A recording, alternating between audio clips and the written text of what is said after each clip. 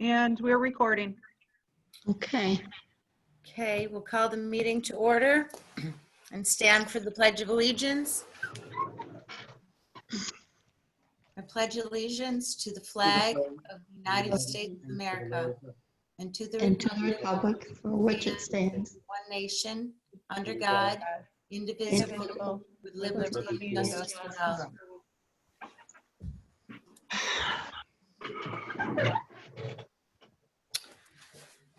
Okay. 3-1, the approval of the agenda for 4/28/20. So move. Second. All those in favor? Aye. Aye. Hey, Linda. For 3-2, the approval of the minutes for the 4/14/2020 meeting. So move. second, Any discussion? All those in favor? aye, Aye. Aye. 3-3, the approval of the minutes for the 4/22/20 meeting. So move. second, Any discussion? All those in favor? aye, I abstain. I abstain. Oh, Mark, you're here? Yeah, but I didn't hear what the vote was on, so I can't vote on it because I don't know what I'm voting on.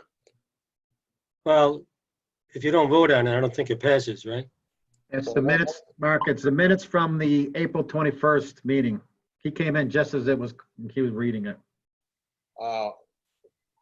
Then I would vote to approve that. I read those. So we have one abstention with Mrs. Hughes, correct? Yeah. Okay.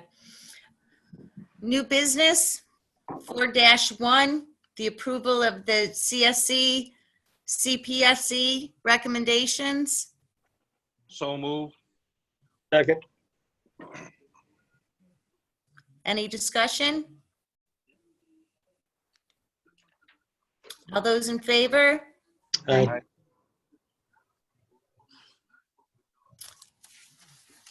Mr. Chafee, we'll go on to you for presentations. Okay, I kind of really will dovetail in with Tracy, so we'll kind of ping pong back and forth here. As I was talking today to some folks, we really don't have much new. Governor Cuomo had made the comment last week that he is starting to look at reopening sectors of our economy starting sometime after April 15th, and he's going to look at it by region. When asked specifically about schools, he said he had more information this week.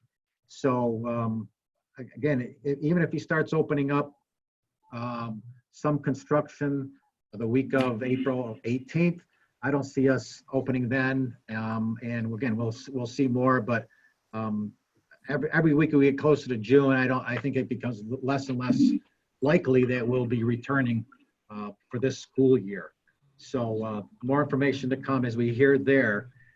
Tracy can maybe expand upon this a little bit, but one of the other things that the governor's talked about with the revenue shortfalls they're projecting, and they're saying just revenue-wise coming into the state, they're expecting anywhere from $10 to $15 billion less this year. That's the 2020-2021 fiscal year.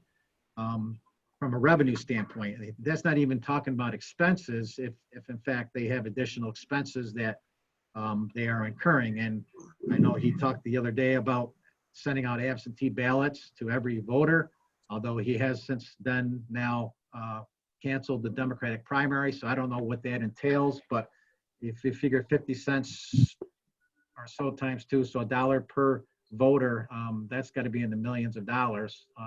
If they turn and send out an absentee ballot for every individual.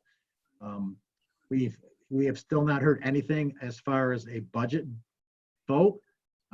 One of the things that, and Tracy can expand about the ASBO, which is the school business officials, they are actually recommending waiting until May 15th because the governor has talked about after that first look back being the end of April.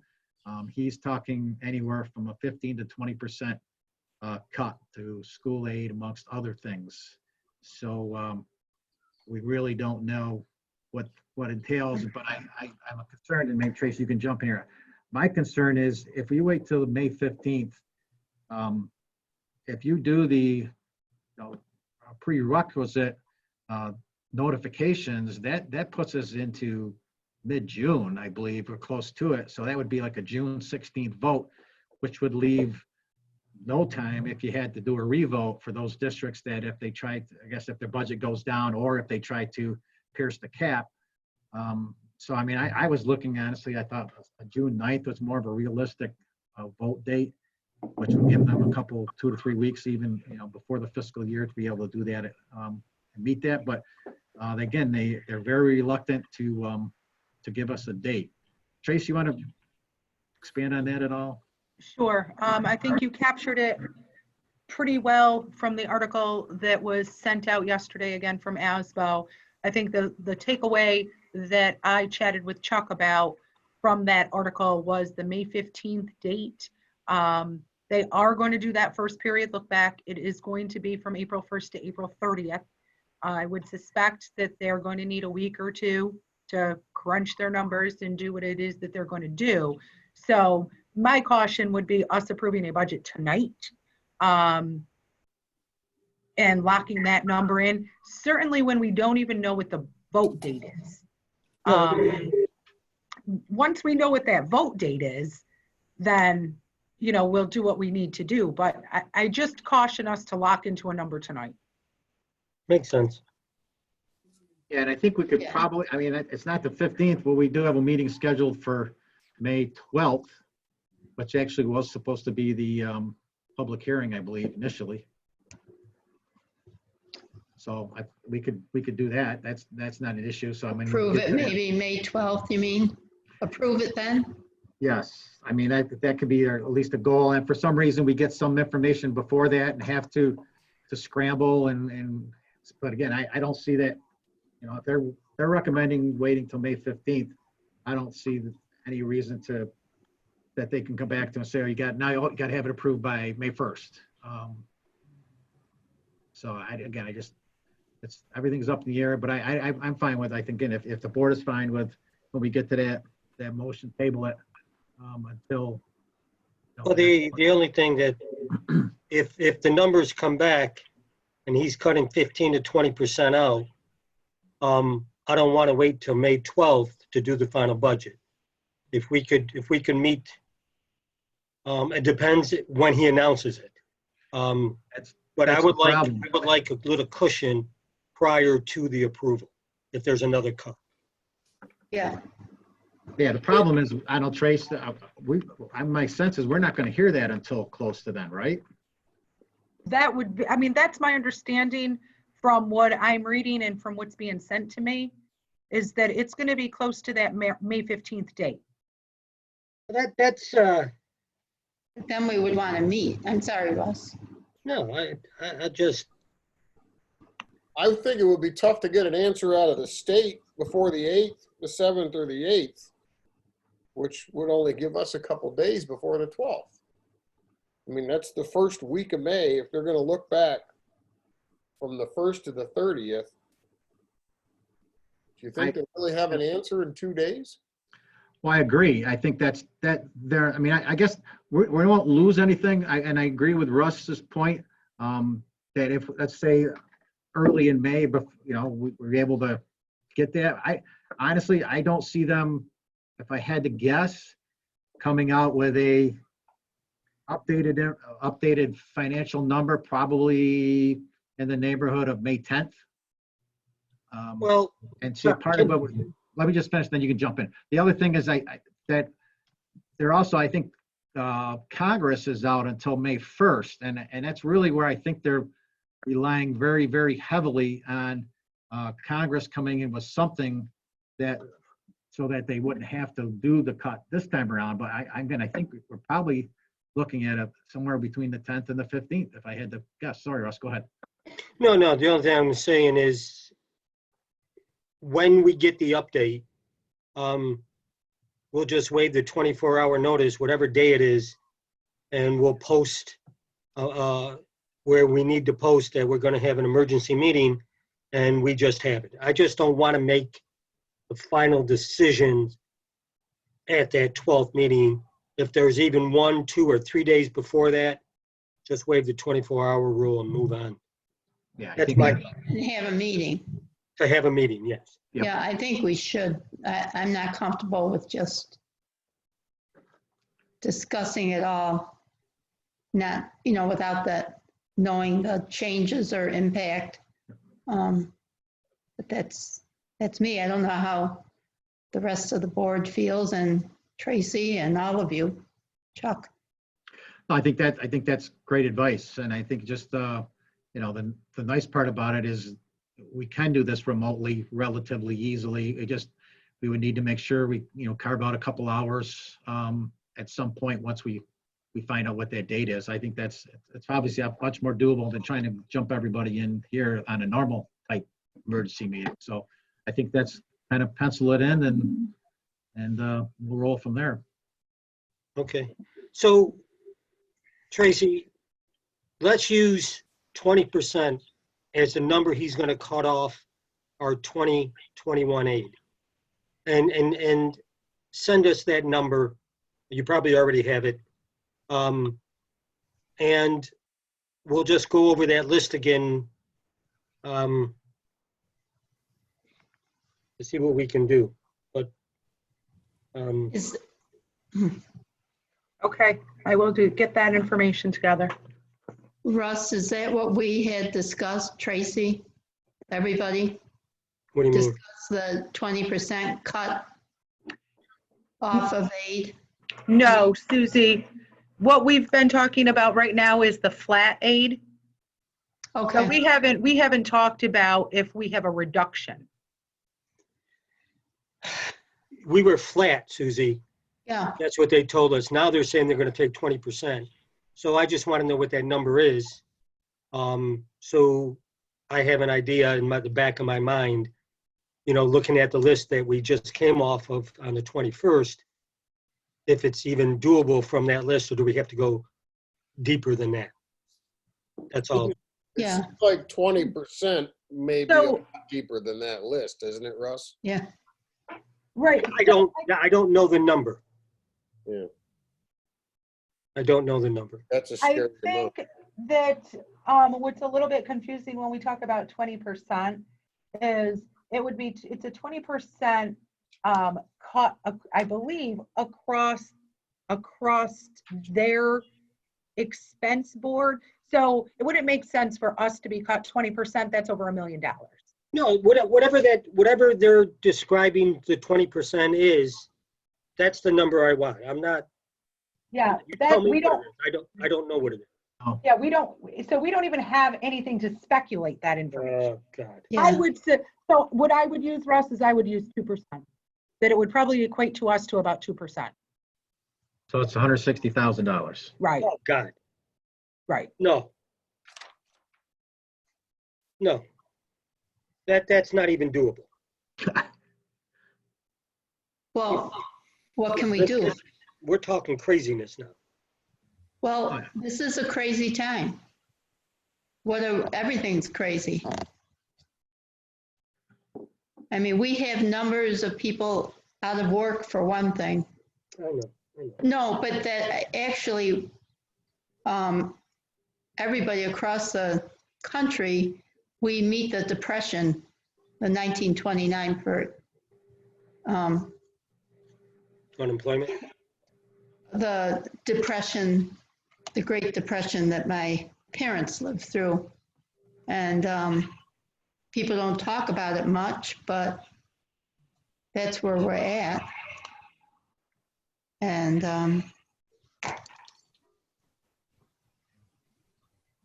Okay. I just don't know how, of course, I had been very knowledgeable about that time through them and how they even survived. So it's gonna be hard. And thank goodness that you had this food handout today. Again, it's a wonderful thing that we're doing. We're doing. So I speak too much, sorry. No, you're fine. I just, like I said, yeah, we really don't know much at this point, but I guess it's really, if you want to, part of your homework over the next couple of weeks is just, just look and see where you think we could shake a few dollars here and there. But if 2%, it's just the death sentence, for a lot of these schools. So just, again, keep it in the back of your mind that we may have to go in and look at some additional cuts other than what we talked about last week. That's really all I have. There hasn't been much new information. I know Nick and Maureen, part of, I guess if you would want, at this point, if you want them to talk about what they've been doing, and actually both of them really kind of started a new phase of instruction this week. Give you a little bit of a background. When we went out on March 16th, the initial instructions were no new instruction. It's basically to be review packets, nothing additional other than what they've already been given. That obviously has morphed over the course of the last few weeks, now that we are going to be out longer than the initial 2 weeks. And so Nick can talk a little bit about what he's done, and then Maureen, if you want to chime in after that and talk about really what you did this weekend and what your people are planning to do going forward. So Nick, you ready to roll? Nick?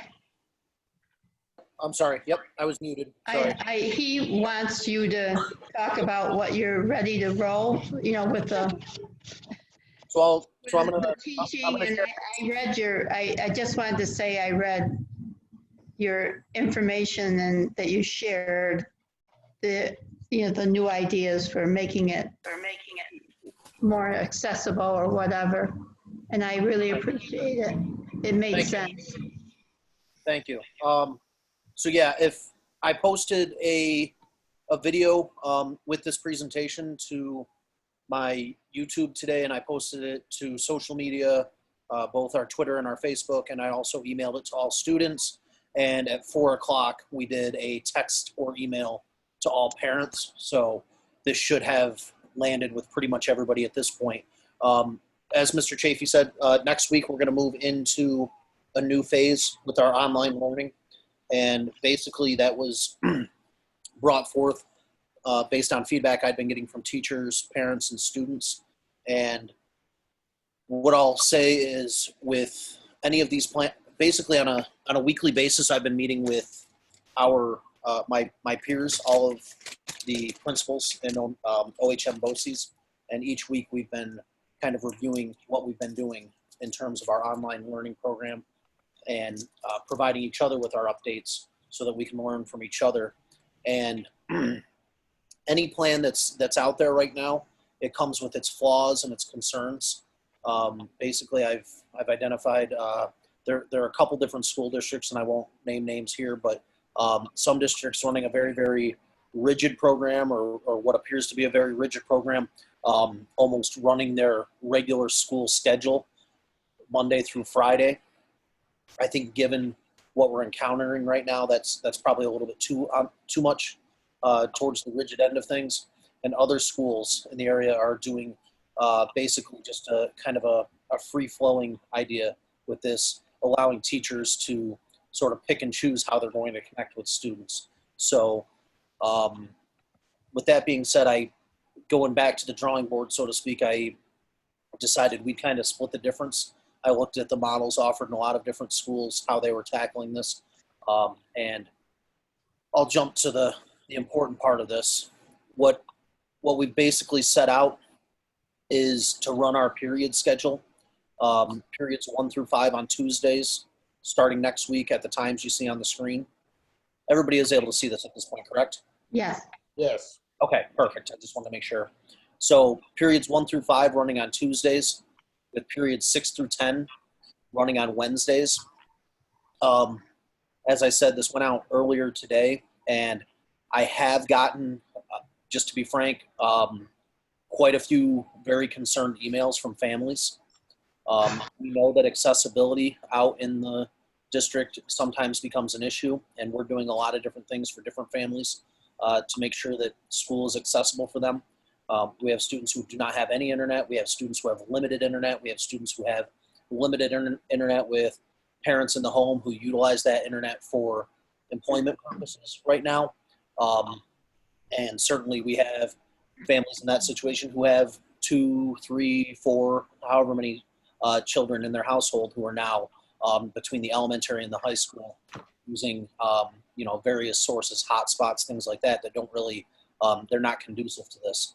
So in keeping with the idea of flexibility, we're running these instructional periods, but they will not be mandated for students, and students will not be penalized if they're unable to participate.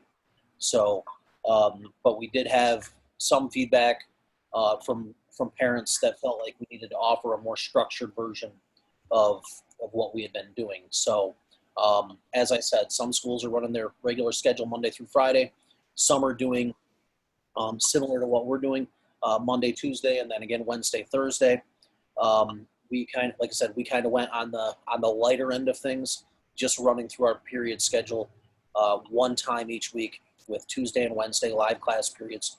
And the idea there would be it wouldn't be new instruction that students would be receiving during these time periods. It would be reinforcement of the concepts, the skills, making sure, to clarify things for students if they had questions or concerns, providing information that will allow them to move forward with their lessons. So it doesn't exclude anybody's participation, but hopefully enhances the experience for the students who do have access. Still giving a lot of flexibility also for our teachers and for students to connect on their own Monday and Thursday, with the hopes that Fridays would primarily be a planning period for teachers, or a planning time for teachers. I'm going to jump back to some of the expectations. This was part of the presentation earlier today. Maureen and I think we're on the same page here. We're asking that teachers post the lessons and materials by 8:00 p.m. on Sunday. That way parents can have a look at it with their child and kind of plan out the workflow for the week. Like I said, internet access, a lot of families still have parents working outside of the home. We want to give everybody kind of a preview of what the week is going to look like. So we've asked all teachers to post by 8:00. With that, I've asked that teachers post for each class an outline or a checklist. I'll show you an example of that on the next slide. And one of the pieces of feedback that I've gotten from many students, many parents, is obviously the amount of work. I think at first what happened was some of our teachers were trying to duplicate what they would have been doing inside the classroom. And without that face-to-face interaction, that's obviously, I would call that just, it's overkill. It really becomes too much for the students to handle. So I've asked teachers to really be thoughtful and streamline and prioritize their curriculum. So no more than 2 lessons per week per class. And I've provided teachers with some loose guidelines as to how much work or how much time should be involved for students to complete those 2 lessons in a given week at given grade levels. So I feel like that's going to be, like I said, that's one of the pieces of feedback I got from a lot of parents and students. I made phone calls early last week, the week prior. I heard a lot of, in the ballpark of 3.5 to just over 5 hours per day that students were engaged in online learning. And certainly at the junior high level, it's just a little bit excessive. So we're trying to dial some of that back as necessary. Obviously, we do have some students who are enrolled in multiple advanced courses. That's when we're talking things like AP and dual credit, there are going to be some additional time requirements there. So with the 2 lessons, we didn't want to, there are students who obviously move a little bit faster through lessons. There are students who, if they have a specific interest in the topic, they're looking for additional learning. So I've asked teachers to provide that option. It can happen through extra credit or just pure enrichment, just posting materials. And the last bullet here, as I said, what I started with there was the instructional periods, making sure that there was a schedule to meet. So that's the Tuesday and Wednesday schedule that I showed you. This is May an, I add? oh, I'm sorry. Yep, go ahead, No, Susan. I'm interrupting you. Oh, Oh, now yeah. you're going to it. Do the videos include the teachers and other students at the same time? Okay, so the materials that are posted up on Sunday night, we will have, I'd say, a number of teachers that are probably going to be doing some voiceover, like I did with the video today and the one, I don't know, about a week and a half ago. But the sessions that occur live, we've been advised that those cannot be, they can be recorded. And I've advised my teachers to do that, and I believe Maureen has done the same, but they cannot be posted for for the class to review, unfortunately.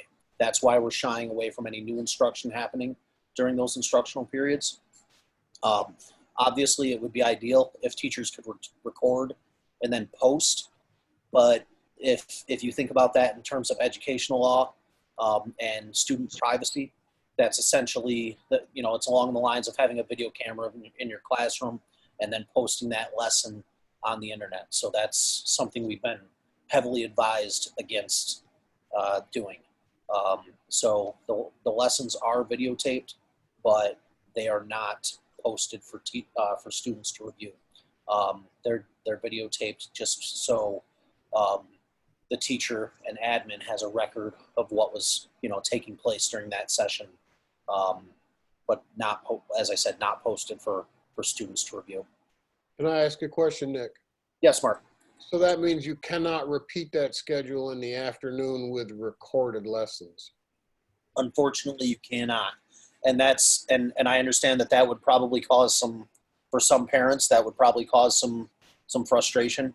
But that's why I've asked my teachers, very specifically to make sure that the materials are posted on Sunday nights. So essentially, the instructional sessions, they can't be a required component of a student's learning. The student has to be what we're offering is the students have to be able to operate based on what we're posting on Sunday nights, and then being responsive through email, through chat and Google Classroom.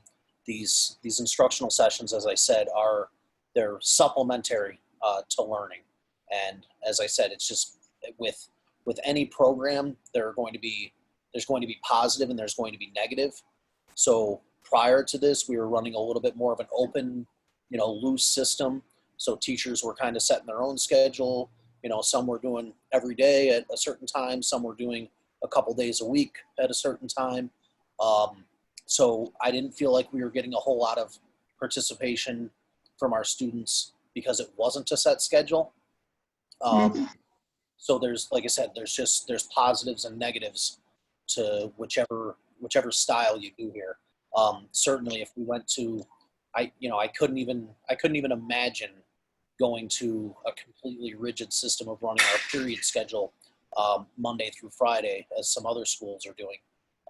I just, I don't view that as terribly reasonable. But I do understand that some of our parents are looking, they're concerned with their children maintaining that interaction with their teachers. So this provides some structure with it. The other thing that I've been encountering, and I guess I feel like it's maybe a little bit more of a gendered issue. It seems like some of our young men aren't as comfortable hopping on a video chat with teachers, especially if they have to email the teacher to initiate that. So I'm hoping that this will maybe garner some additional participation. And like I said, that's generally speaking. I'm not saying that's a rule, but it just seems like what we've been doing is, we're asking the teacher, or excuse me, the student to really reach out to the teacher for help with this, fairly new, fairly foreign technology to them.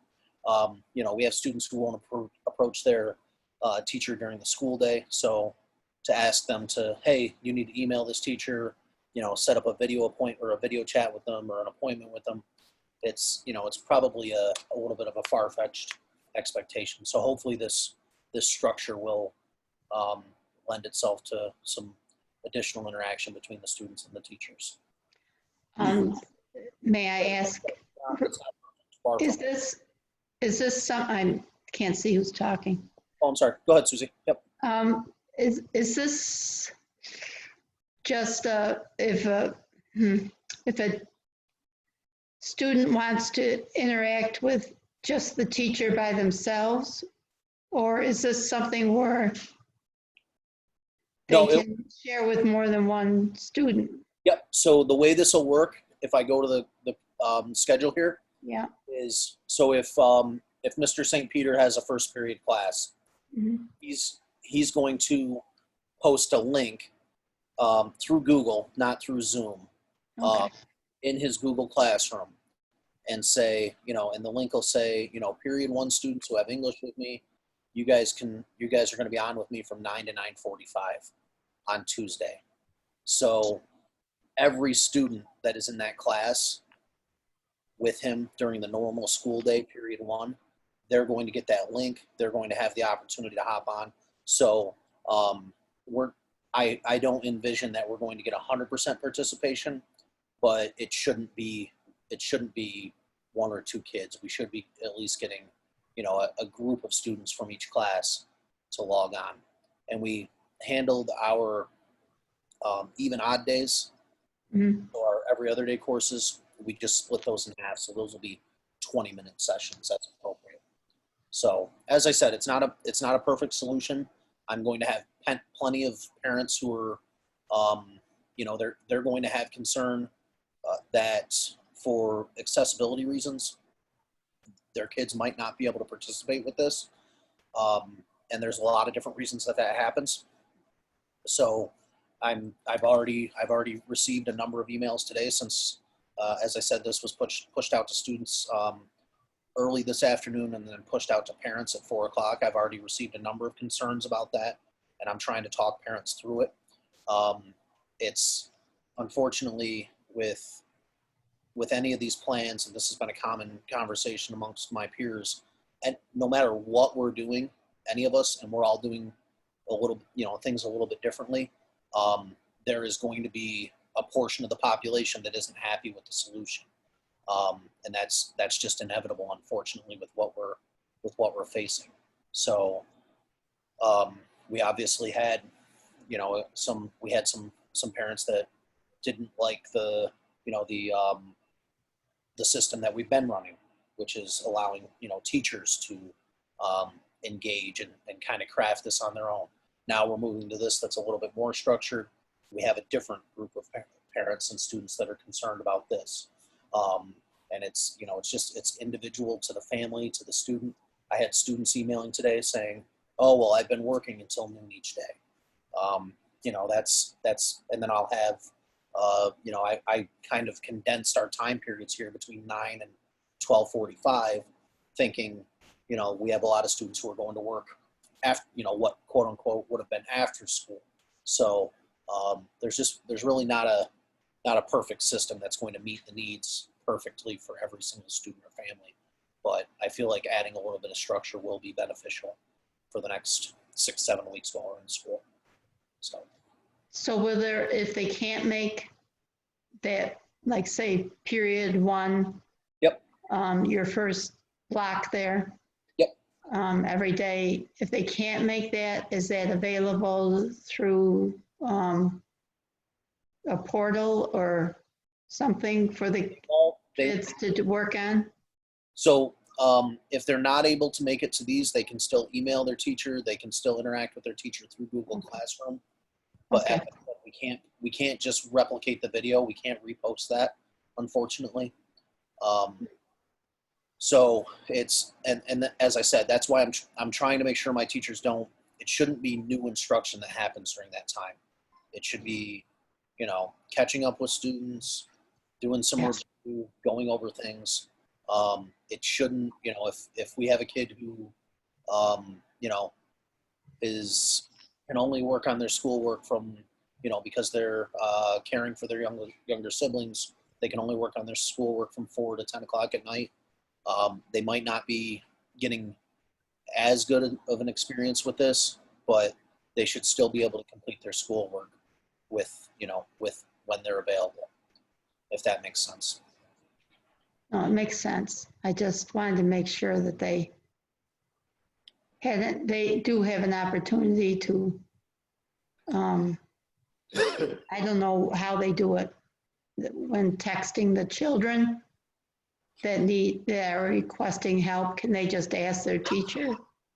Yeah, so If they can't get it to it until 6 o'clock at night or whatever. right. So the feedback I got from parents and families that I spoke to was that our teachers have been very, very, very responsive. Right. The parents that I spoke to said our teachers gave, you know, the home phone number, or they gave their cell phone number to make sure that their students would be able to get to them. I also heard from many parents, many students saying the teachers answer my emails right away. They respond. The other option is to respond through Google Classroom. They can open up private conversations in there. So Okay. if an assignment is posted and Johnny looks at it, isn't quite sure what they're supposed to be doing, they can basically make a private comment, a comment that the rest of the class wouldn't see, saying, Mrs. Smith, I don't quite understand what you're asking me to do here. And that kind of opens up a separate little private chat session.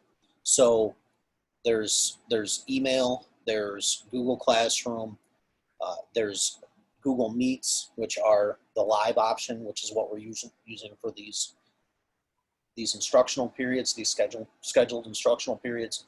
And then obviously we have the option, especially with our special education teachers. I know they've been doing a lot of just picking up the phone and talking with our students.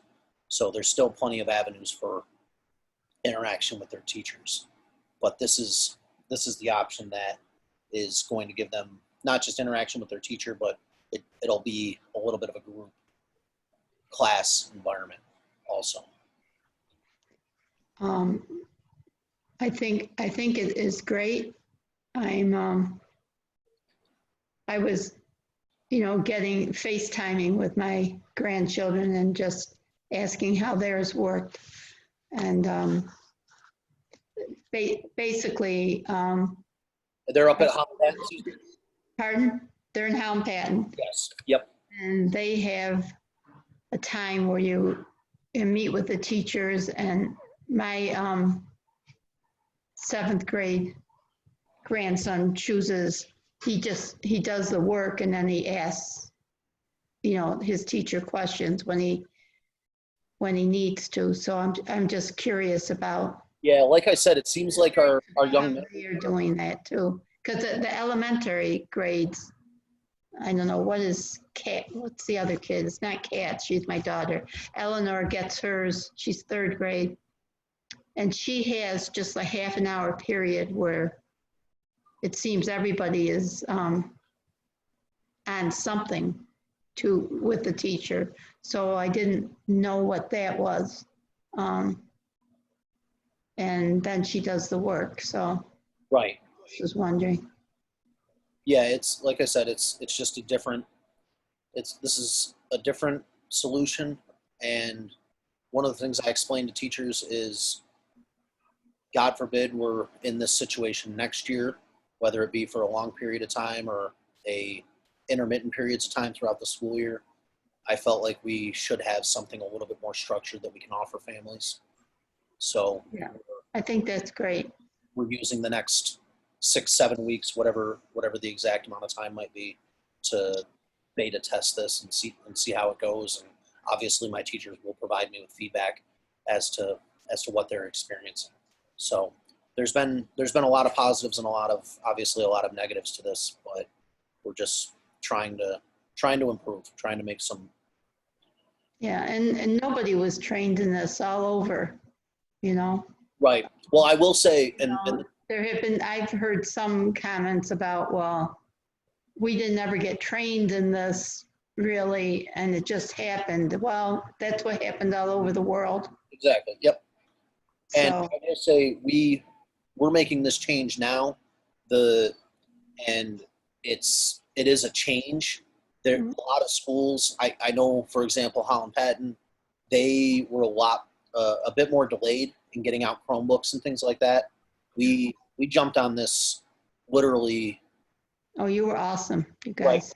We dismissed on the 13th, and the administrative team we sat in my office on Sunday the 15th and hashed out the plan, and then by the 18th, that Wednesday, we were getting Chromebooks out to students. So it's been a different rollout here, and thankfully, with Jim Davis and our tech committee, Tracy leading that, our teachers and our students have a pretty solid fluency with use of Google Classroom, Chromebooks. It hasn't been without hiccups, obviously, but I think we've been a little bit out ahead of things as compared to some other districts with what we already had in place. So, and Are as- they able, I'm sorry I keep doing this, but are they able to, everybody is able to get internet with their Google Classroom?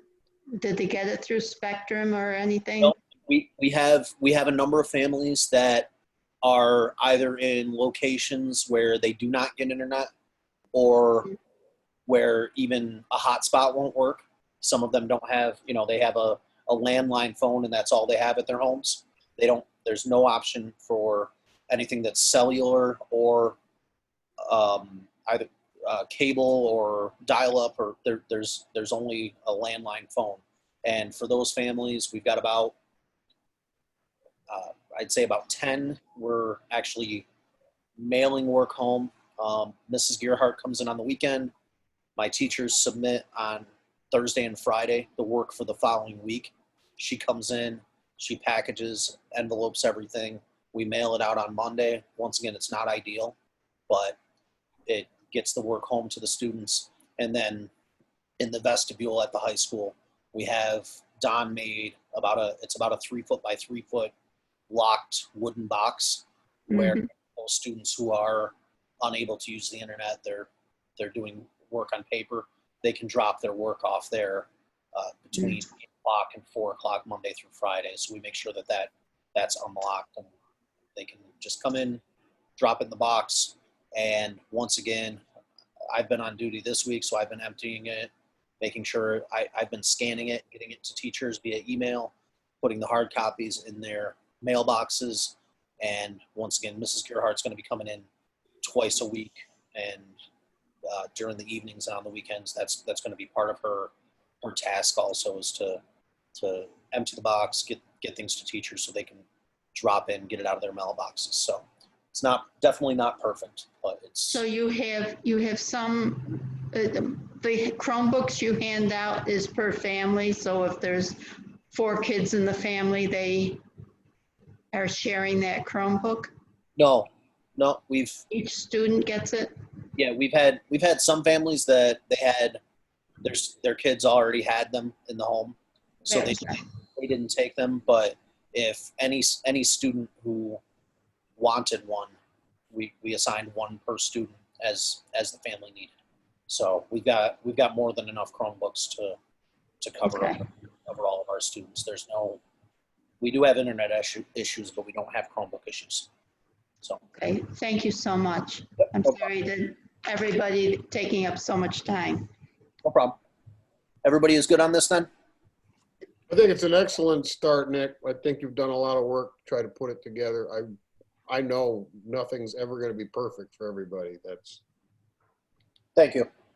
And I read this over yesterday. I can see you put a lot into it. Thank you. And I'll just take my screen off here. Okay. All right. Everybody again? Thanks. Maureen, put the hamburger down. You're up. Okay, hi, everyone. Hi, Maureen. I want to begin by saying that I really had the benefit of these past 5 weeks of watching and learning from Nick's plan and being able to understand everyone's viewpoints on how they were maneuvering through this, which really helped me to formulate our online plan moving forward beginning next week. So to date, MPS so far has had 2 distributions of hard copy packets for students. The first one that we did, we mailed out, and it was 2 weeks worth of work. At that time, we were really focusing on review and maintenance of skills because we weren't sure how long the closure was going to be. Our second round, once the governor had extended through April 29th, we also continued to primarily focus on maintenance of skills, and our teachers put together math and ELA packets, again, primarily of review work. During that time, our teachers were checking in. Originally, it was 2 to 3 times a week via primarily phone calls with parents and students or emails. Many of them use Class Dojo, but I really stressed that connection through the phone call. And then as we moved on, we cut back a little bit on the phone calls and moved to other things, whether it be Class Dojo or Remind with the parents. I do know that some of my teachers were beginning to dabble with Google Meets with their students throughout this past month. So then when Governor Cuomo had extended us to May 15th, around approximately 3 weeks ago, it was that time that we decided we really need to move forward with new instruction. And how are we best going to do that? And we determined that at this point we would now move to Chromebook distribution for all students K-6. We were going to focus originally just on 3-6, and then we thought it's going to be very difficult, and obviously parents, of children in K2 could probably handle that curriculum, but the way that that is designed, we thought it would be best via Chromebook for all students K-6. So this past Saturday, I took the 2 previous weeks to kind of craft this plan, which I'll share in a minute. And this past Saturday, behind the bus garage, we did do a distribution. And the plan basically consists of a combination. I just feel strongly that little ones need a hard copy packet in front of them to do their work on, rather than solely working through Google Classroom. So every student received a packet of math instruction, ELA instruction, and at the older grades, science and some social studies curriculum as well. But basically starting next week, and actually kicking off this Thursday, K2 will be holding an initial Google Meet, which is similar to the Zoom meeting that we're doing right now, inviting all parents and all students to join the teacher this Thursday for K2, and this Friday for teachers in grades 3 through 6 with their students and hopefully their parents. Teachers will then, obviously I put it out on all sorts of different social medias, but hopefully teachers will then be able to clarify any questions about our plan moving forward in this initial Google Meet session. I did assign times to my teachers, keeping in mind parents that had multiple children at home, and we really tried to stagger the times, okay? Like I said, teachers have been reaching out consistently, and our teachers, I will say, have been phenomenal. Many of our K2 students, teachers have said, you know what, Maureen, some of our parents are working. I found that in addition to our 10 o'clock Google Meet time, I would like to also do a 5 o'clock to accommodate those parents that are working. That'd be great. So many are doing double sessions for that reason, which is awesome. pretty much when students get into third grade, they can manage this on their own without a parent. But I know teachers have gone above and beyond to make those accommodations. So let's assume that you are a parent. Excuse me. Similar to Nick, every Sunday night, I am asking my teachers to basically grades kindergarten, first and second grade. We have opened up student email, and every Sunday evening, beginning this Sunday, they will be emailing their students instructional videos to support the week's packet. So I asked teachers to put together 7 weeks of hard copy packets by week. And so this Sunday night, they are going to be posting videos to support this week's packet. So they can be videos that address perhaps the math skill. It could be them recording themselves reading a passage that the students had to read. And so it can either be teacher-made videos or instructional videos, obviously that are EdLaw 2D compliant, that they will send to their students, okay? And in grades 3 through 6, it will be posted in their Google Classroom, which is the platform that they are used to working in when school is in session. So again, every student Sunday night will receive instructional videos that they can access and watch on their own time. So there's where that, hopefully somewhat of that equity piece comes in, where a parent can take those videos and go over them with their child Sunday night or Monday night or Tuesday night and so forth. So in addition to those instructional videos that will be posted to students, I've asked my teachers to meet twice a week. Kindergarten is going to be meeting on Tuesdays and Thursdays with their class. And during that time, the primary purpose is to connect with their students. But it's also used to basically reference the hard copy packets. You know, did anyone, let's talk about the article that you read and answered questions on, and here maybe the math skill, quickly kind of talking about that, any questions with that. At the end of each week, teachers are posting answer keys so that parents can go back over their students' work with them, and students can also gauge for themselves if they're on the right track. Opposite days, so kindergarten is meeting with their students on Tuesdays and Thursdays. Mondays and Wednesdays are going to be reserved for iReady instruction for K2. I'm asking that students do a half an hour of math and a half an hour of reading on those 2 days. So totaling 1 hour on Mondays and Wednesdays. And then Google Meets with their teacher on Tuesdays and Thursdays. This doesn't include art or music. Pardon? Does this include art or Yep, music? I'll talk about that when I'm finished. Okay. Yep, I'll talk I'm about all sorry, those different areas. No problem. Okay. And then basically grades 3 through 6, again, they are posting instructional videos Sunday night to Google Classroom to support their week's work. Students will have a hard copy of their work for that week. Assignments will also go in Google Classroom, but they are laid out in the packet.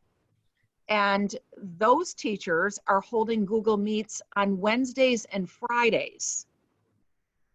And with their students, again, for the primary purpose of connecting and also supporting their instruction. I did ask, similar to Nick, that no new instruction take place in those Google Meets because there may be times when students are unable to access them. iReady for students in grades 3 through 6 is reserved for Tuesdays and Thursdays, 1 hour a day. Okay. So now let's talk about all the special areas.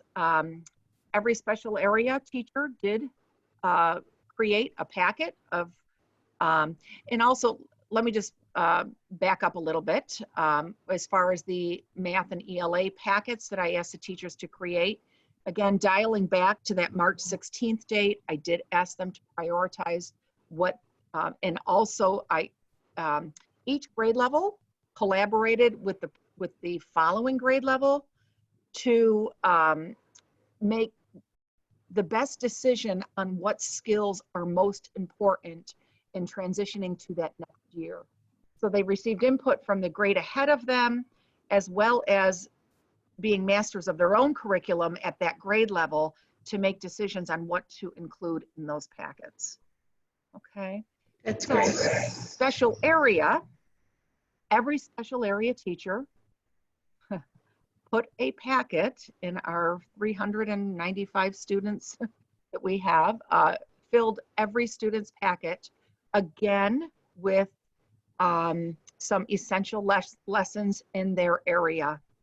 They were given Sunday nights to post, not every Sunday night, because again, we're keeping in mind not to overwhelm, but on average, every other Sunday night, they are posting videos to their students, either email or Google Classroom. And students, like their math and ELA videos, will view those videos. PE will be very interactive. I know there are art and music and library lessons that are going to be posted on average about every other week. Our AIS students, we really focused. We are doing some Google Meets with our AIS students. We did focus on first, second, and third grade for Google Meets for academic intervention support. And just iReady can actually serve as a differentiated tool for all students, which is why we felt that was important.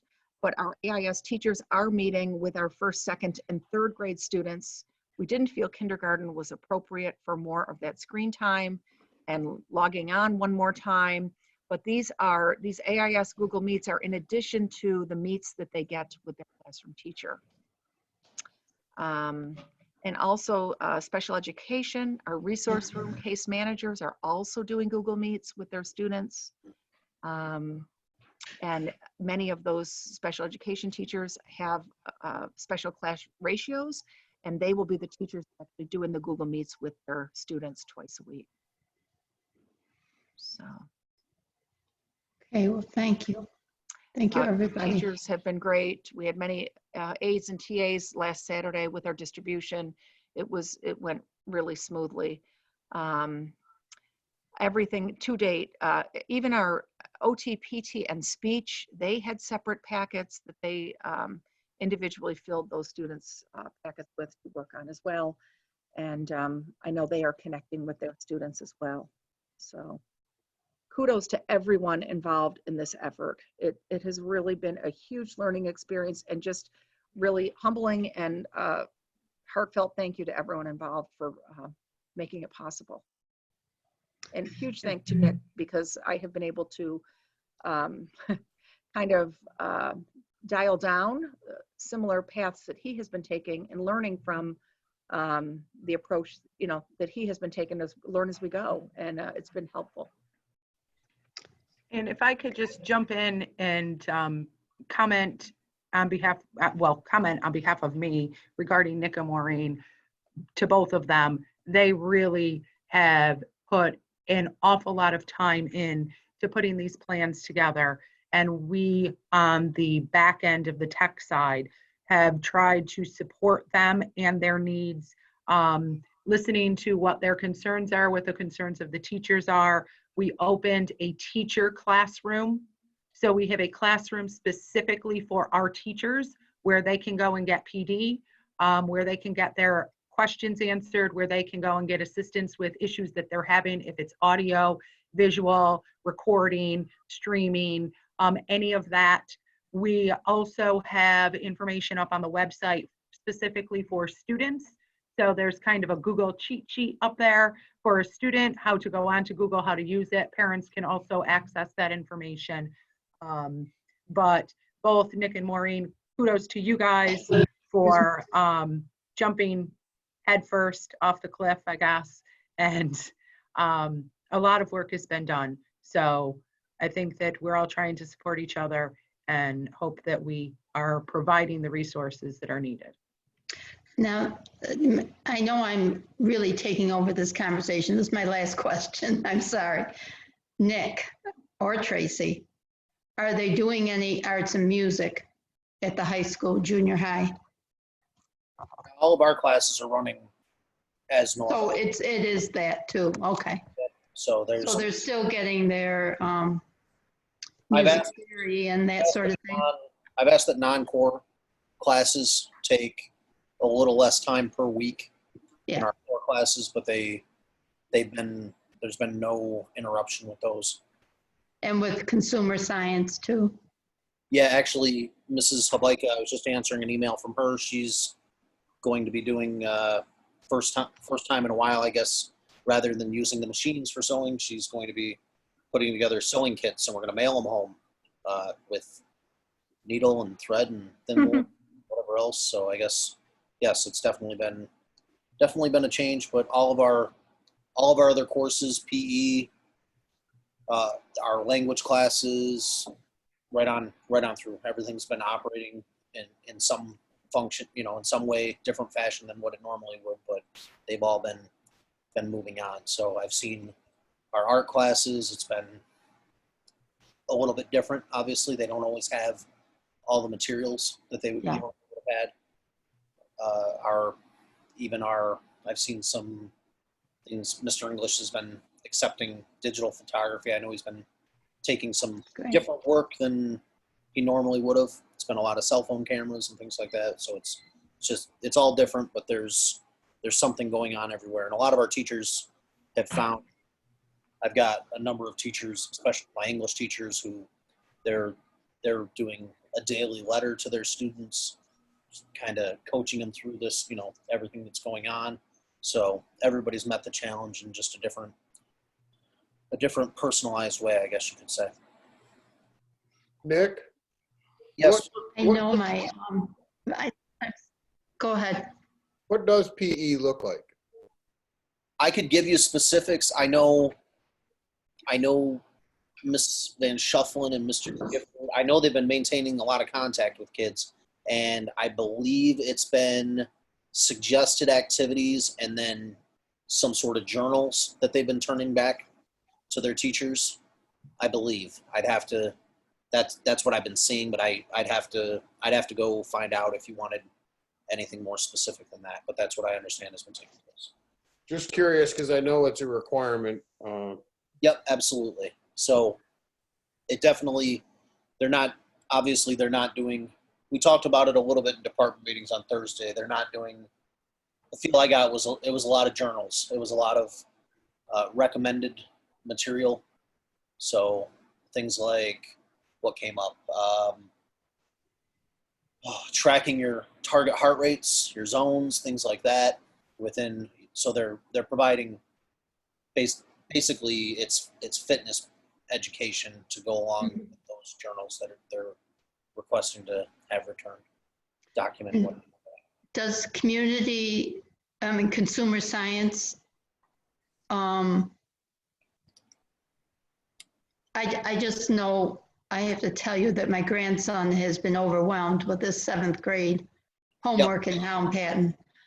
But he was so excited that he was given an assignment from his consumer science class to make eggs in a hole. And it was just such a break from the writing and the other work. And that's why I asked these questions about the specials or something.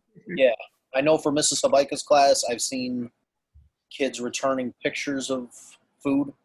So I believe I think it's pretty open-ended, the recipes or whatever she's pushing out. I know it has to be open-ended, but that's, like I said, I'm not entirely sure, but I know things along those lines have been going on. So, Okay, Yep. Thank you. Thank you. Susie, are you done, Susie? Yes, I'm finally done. I'm really sorry, but these have been on my mind. So Sure. since I read through Nick's, the thing he sent on email. Again, just my appreciation for all the effort that Yes. was put into these documents and process. I just want to get back to the special education and the IEPs and how are they being followed? And I just know within our area has been a lot of lawsuits in regards to special education. So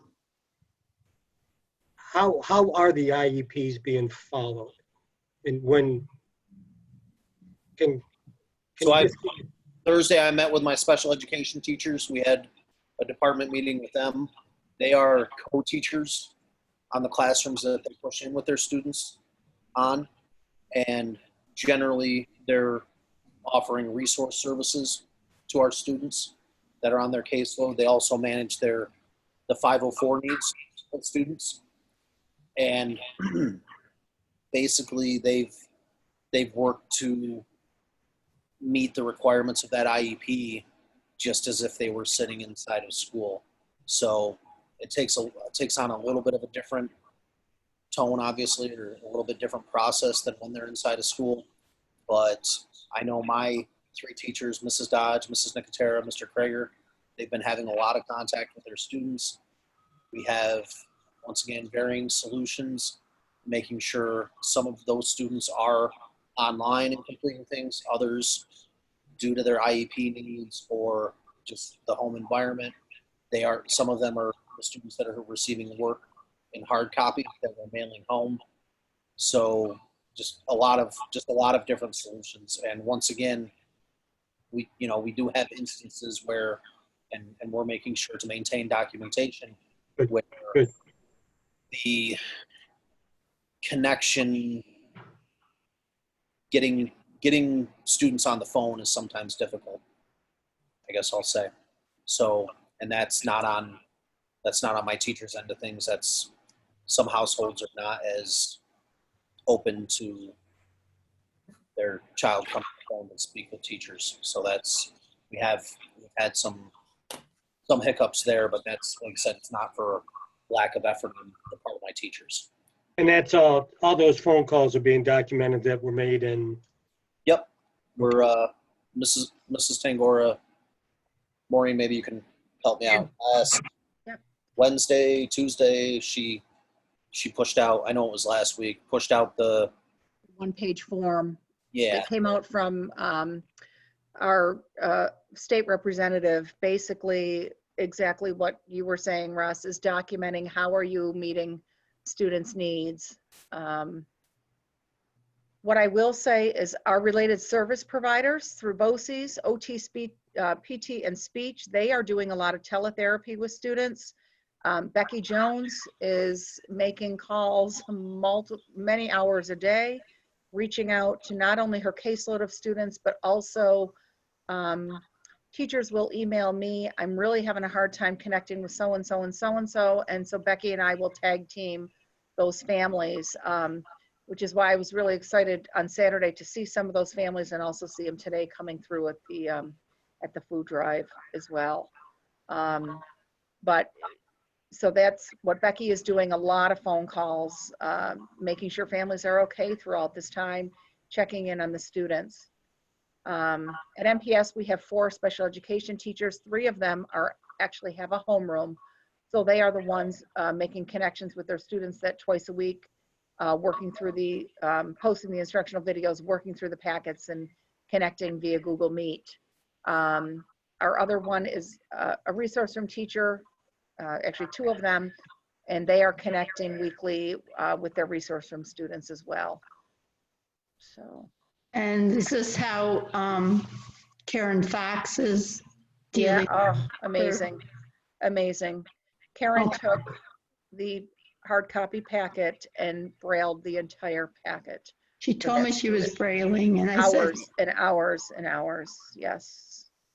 I said that my mother-in-law used to be a brailer in the Braille. I wrote Braille textbooks for people. So I got talking to her about that, and I was very interested. So Yep. that's great. Yeah. I know this is a hard question for both you and Nick. Are there any families or any students we've lost contact with that we have not been able to We have heard from all of ours.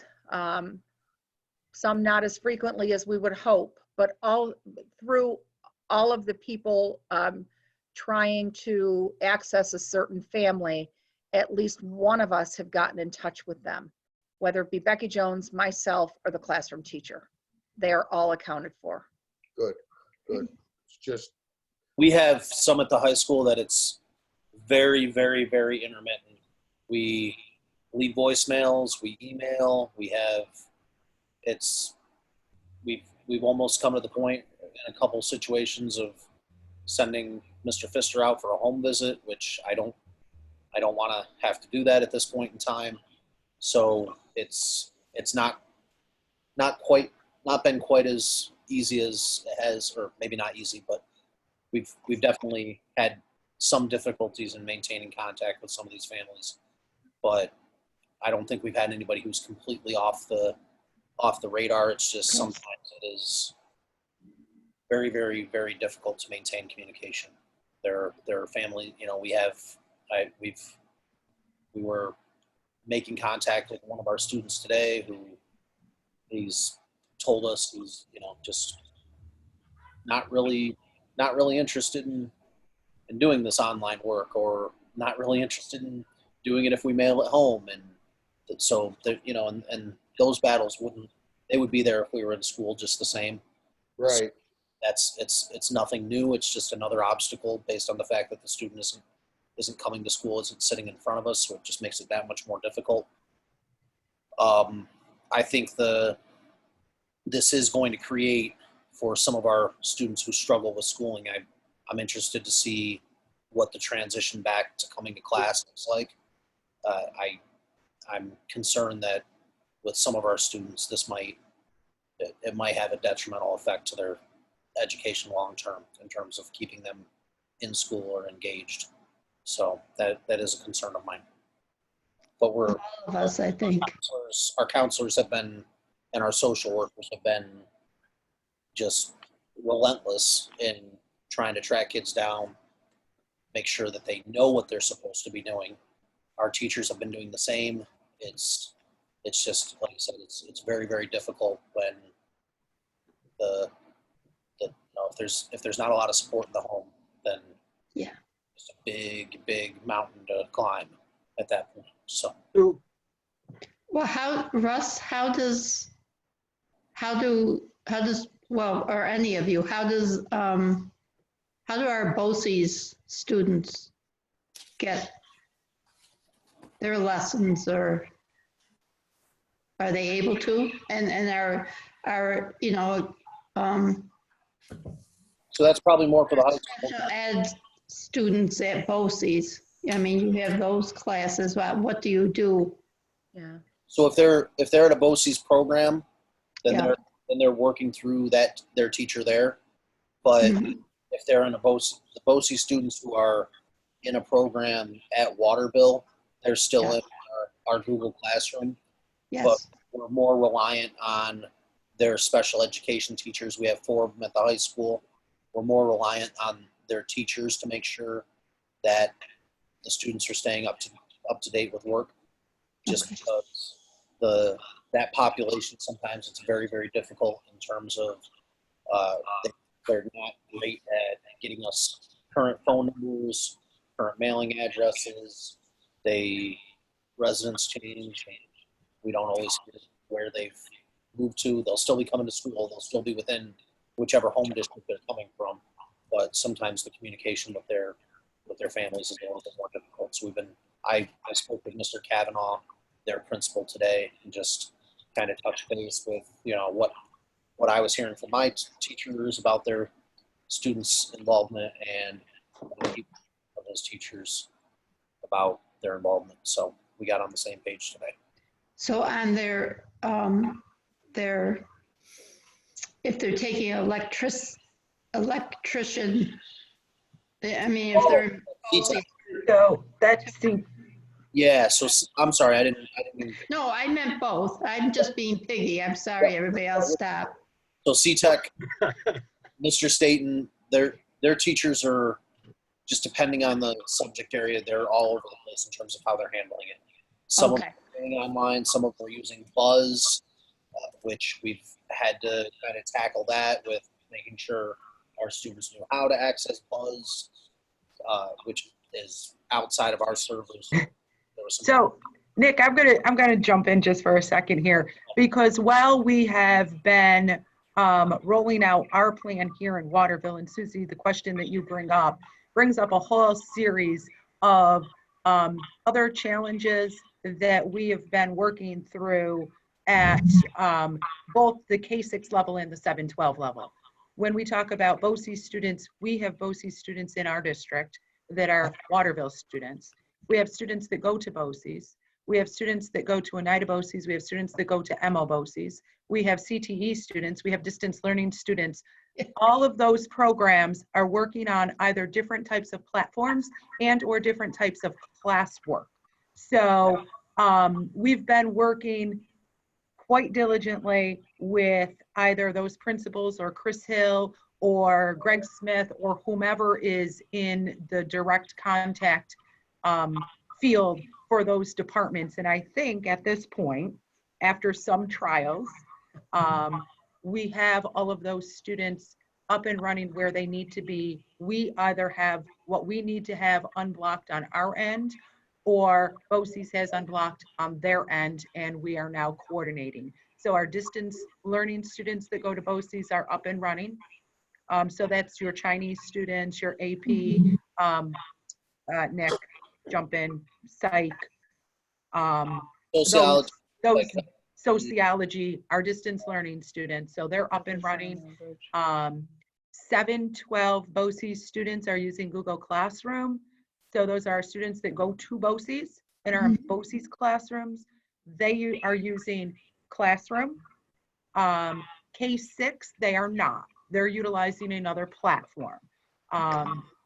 So again, Waterville is doing one thing, but we also at the same time need to coordinate with either OHM BOCES or Madison BOCES or distance learning and make sure that, you know, we're connecting all of the dots. So there's been a learning curve and there's been some struggles along the way, but each time we find a barrier, we do work with the appropriate people and make sure that we get our students up and running. What are the other platforms they're using? What's that, Russ? What are the other platforms are they using?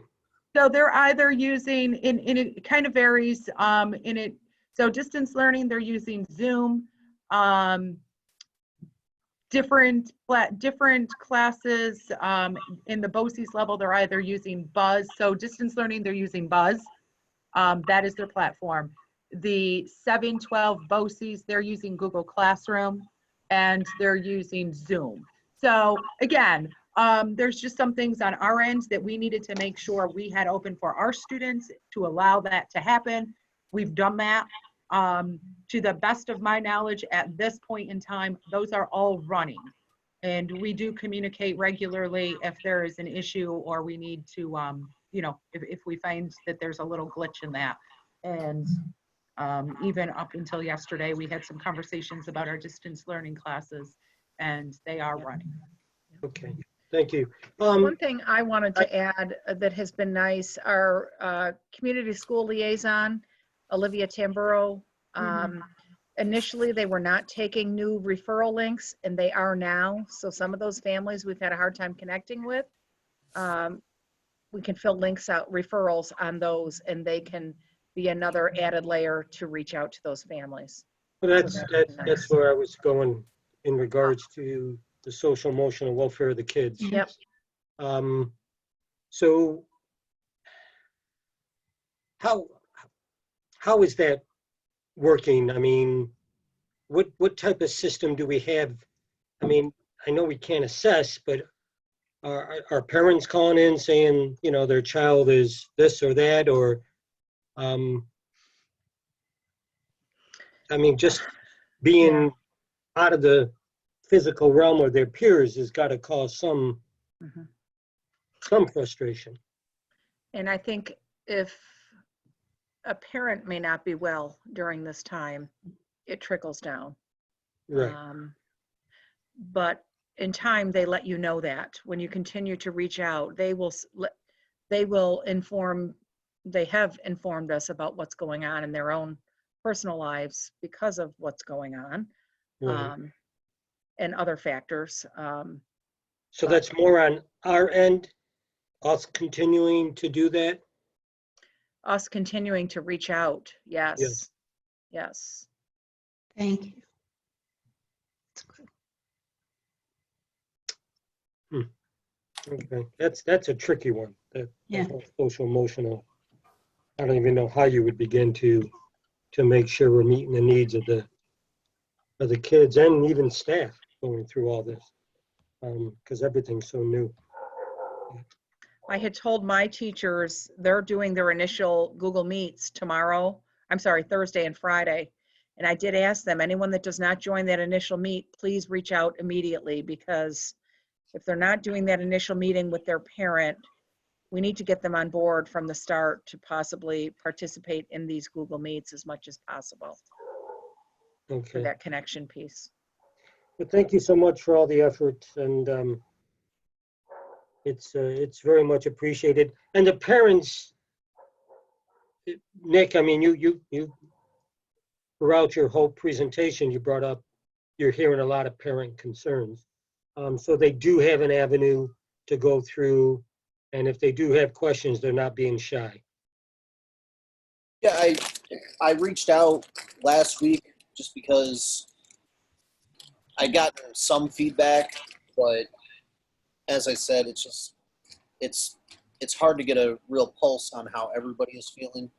Right. So I reached out to a number of families that I knew at least their children were engaged. That way I would be getting a real idea of what they were, what the challenges were with the amount of work they were facing, the communication with teachers, etc. And there were a lot of positives there, as I said. So but with any of these plans, no matter which direction, Right. there's just, You let him in? It's going to be what it's going to be. Yeah. well, it's just, I mean, quite honestly, there's families that are in crisis right now. They're concerned about other things, bigger things.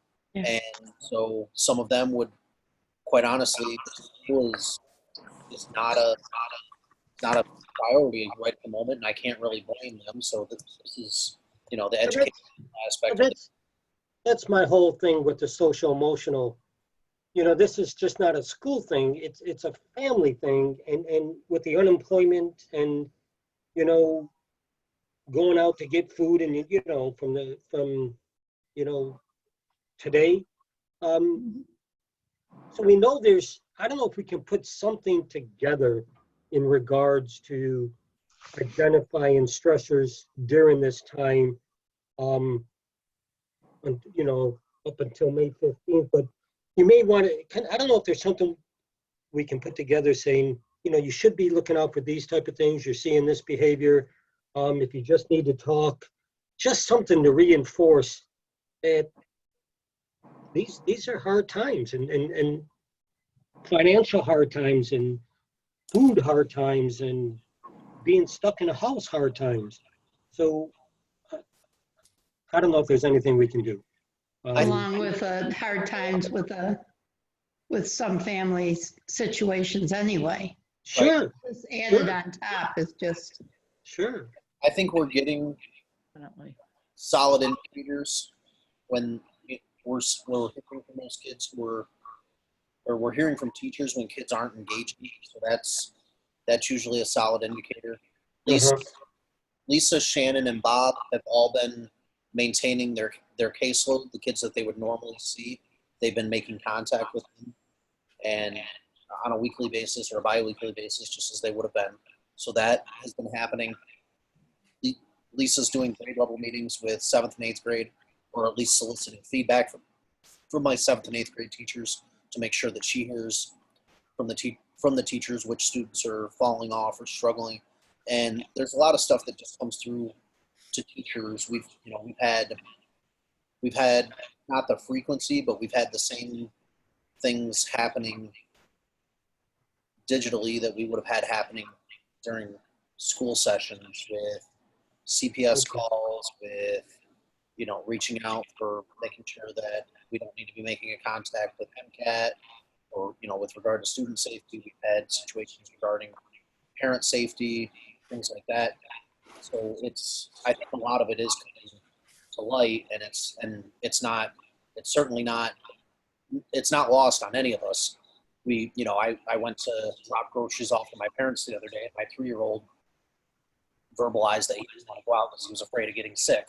So it's, I mean, it's, as young as they can be, they're hearing it, and it's causing stress. So it's not lost on any of us. It's just, it's a difficult situation, and that's, Okay, yeah. So, well, thank you.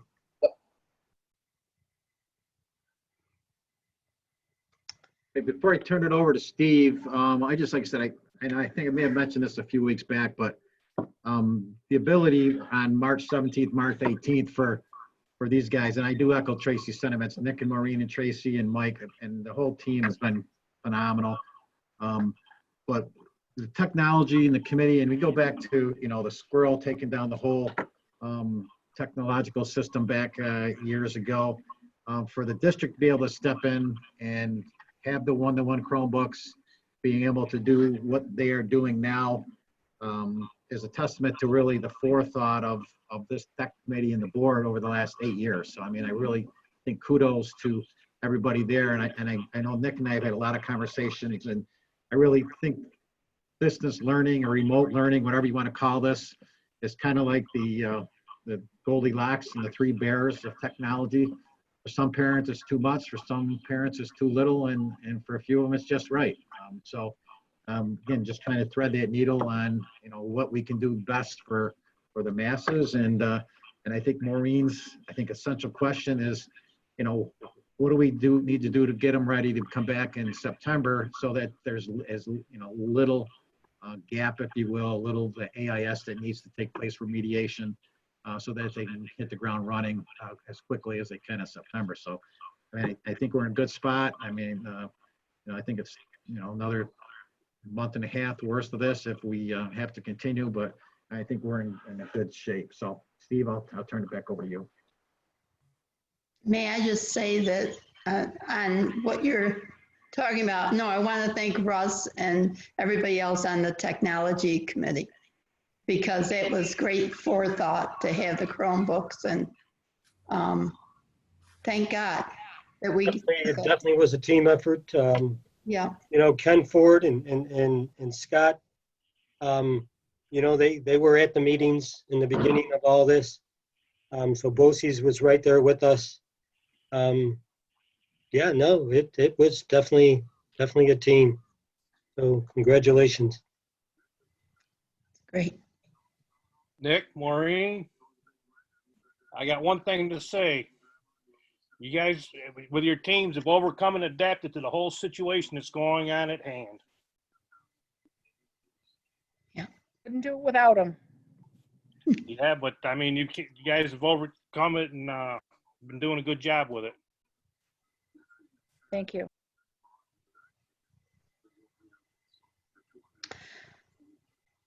How we doing? Good. Good. So are we moving to budget discussion now? Is that where we are? No. Actually, we're at public comment. I don't know Awesome. if Patty texted in to have any comments or not. Mr. Chafee? I don't think she's here. If you want to, I can unmute her. Yeah, just a quick update for Stephen or Roberta. It looks like the governor has made promises, if you will, to come back unless there's federal aid. He's talking about some cuts to education. We, I guess, informally decided that when we get to the budget, we will table that. The school board's officials and everybody's recommending waiting as long as you can into May. So we're looking at probably a May 12th vote date. And if we find out from the governor that there are additional cuts coming, again, I think there's kind of trying to do this dance between Washington and Albany to see if there is additional funding coming.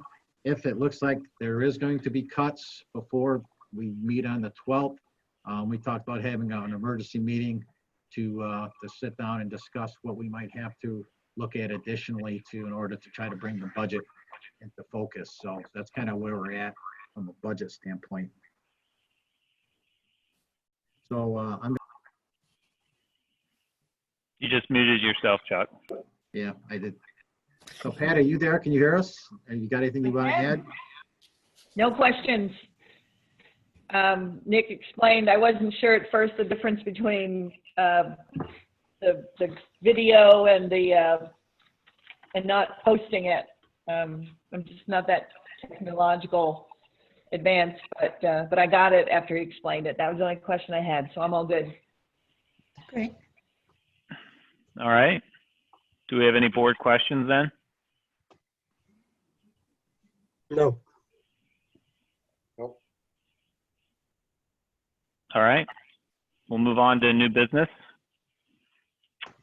9-1, approval of the election of BOCES cooperative board members. So move. Thank you, Russ. Second. All right. Discussion? So we have a new addition. Nick, or Anthony Nicotera is going to be a new member to the board. We're quite excited for that. He's been around the education block for a long time, a lot of knowledge. And we thank John for his services all these years.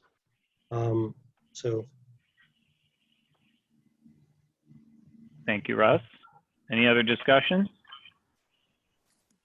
Mr. Stanton, if you could have everyone take their mics off that would be voting so that we know who is saying what. All right. What do you need? Linda, can you unmute yourself? And Mr. Turner. Okay, there we go. Perfect. All right. So all those in favor? Aye. Aye. Aye. Aye. Opposed? Motion is carried. Thank you. Thank you. 9-2, approval of the OHM BOCES tentative So moved. administrative budget. Thank you, Russ. Second. Thank you, Susie. Discussion? I could just, I will also talk about this at the DS level, at our cabinet. But Russ, if you could just take it back at your next board meeting. Obviously, a lot of things have changed since October when these budgets were put together at BOCES, and I would just encourage them to go back and see what potential savings there could be in any of their areas as we go into next year. And obviously, we want to drive BOCES aid. That's that fine line between driving BOCES aid and cutting expenses that we're going to have to try to balance next year. So. Got it. Thank you. Any other discussion?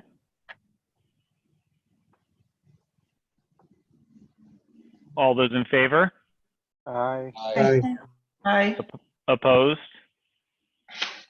Motion is carried.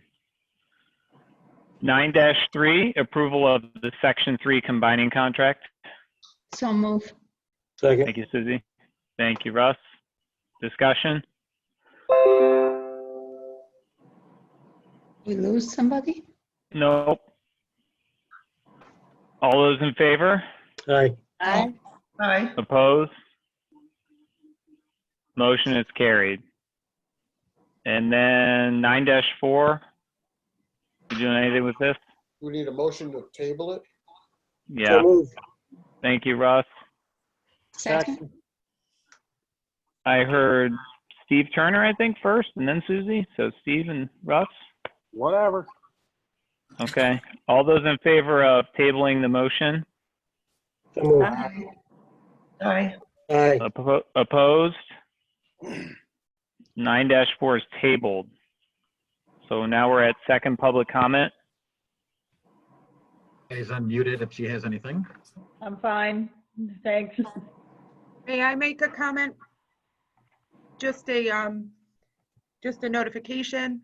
So Waterville has taken 750 gallons of milk from the Oneida County Milk Distribution.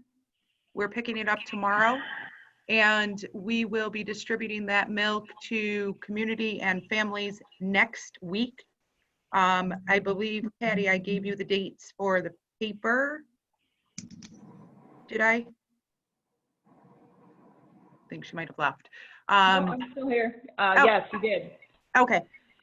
So next Tuesday and Thursday, we will be doing basically just a milk drop that will happen at the MPS circle. There will be milk out on a table. Families can come through, pick up to 2 gallons of milk per family. 2 hours. It will run 2 hours each day until the milk is gone. So we're getting that through Oneida County, and we're taking 750 gallons. When is that, Tracy? That is next week, Tuesday and Thursday. Okay, thanks. You'll let us know if you need help, right? Yeah, yeah, it's going to be a real simple one, 2 people. Okay. Amy Do you have a Crandall time for that, is Trace? going to spearhead that. Okay. Do you have a time, Trace? Yeah. 12 to 2 on Tuesday and 2 to 4. Did I give you Patty for Thursday? Yep. Yep. I figured change the times a little bit to make sure we were able to capture different groups of people. So thank you to Don, who's going to pick up the 750 gallons tomorrow. Tracy, can I ask a question? Yes, Did we get all the food distributed today? we did. Great. I saw the line of cars in front of my house earlier. Yes, we needed to do traffic control this time. So once we got down to the bottom of the driveway and maneuvered cars around, we had to take them through the big circle to get them out of the street. The cars were backed up into town. So we probably started lining up about 11:45 today, cars. But over 425 meals were distributed today. Great. Yep. And thank you to all of the volunteers, and thank you for the loan of the refrigeration trucks, because without those, we would definitely not be able to do this. Yeah, this is awesome. Yeah. All right. No other comments? We do have a need for executive session. I know of one on my end. Thank you, Russ. Second. Okay, so I will need to stop recording, and then somebody will either need to text, call, or email so that when you come back, I can begin recording again. I'm going to send you to your breakout room. Hopefully, I'm not going to lose anybody. Before you do that, can I have a vote on that? Aye. Aye. Thank you. So give me a second here. Also, Is it just gonna be the board? yeah, that's what I was wondering, Yep. if administration, Are you taking anybody? if we need to stay on, if there will be business afterwards, we need to be here. No, I don't need anybody for my purpose, so unless there was another. I do have one if I can. I think I sent you and Mark an email earlier in the week or end of last week. You did. I was wondering if you wanted to bring that up, so we can If I do could both. Catch you at the beginning Okay. of it, and then I can jump out. All right. Okay. Hold on. So, Are Maureen and I necessary for either of them? No, and thank you again from all of us for what you're doing. Appreciate it. Go Thank take you, guys. some needed rest. Thank you, guys. Yes. Thank you.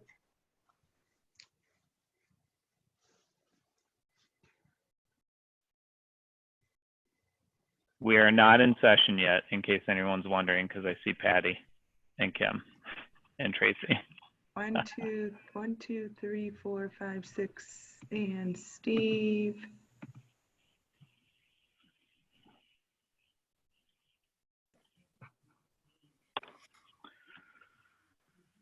So, wait, Steve, you're showing in the room, but you're also still showing, there you go. Still showing here, okay. So, I need to go, hold on. What's going on here? Breakout room. Yeah, we're not in the breakout room yet. We're still in the general meeting. We're still being Yeah, recorded. I assigned you. Okay, move to That's all right. breakout. I've been in meetings since 6:30 this morning, so it's Now my I'm life. moving you down. Breakout room not started. Hold on. Add to room, open all rooms. Maybe I have to open them. Move to 2 and open.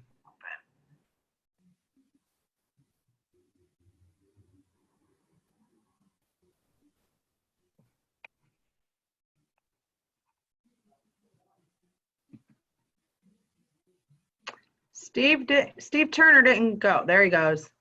Uh, Okay. I think we're set. All right. So I Do you guess I'm need gonna to stop. pause. I'm sorry, Kim. Did you need to stop recording? I'm gonna pause. Resume recording. Okay. I make a motion to adjourn. So moved. Ross. Second.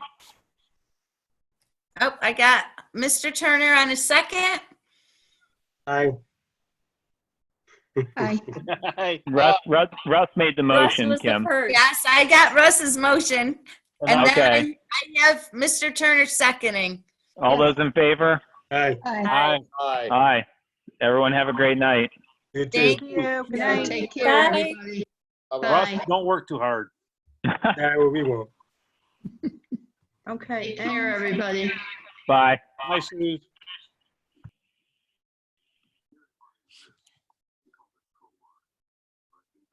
End meeting.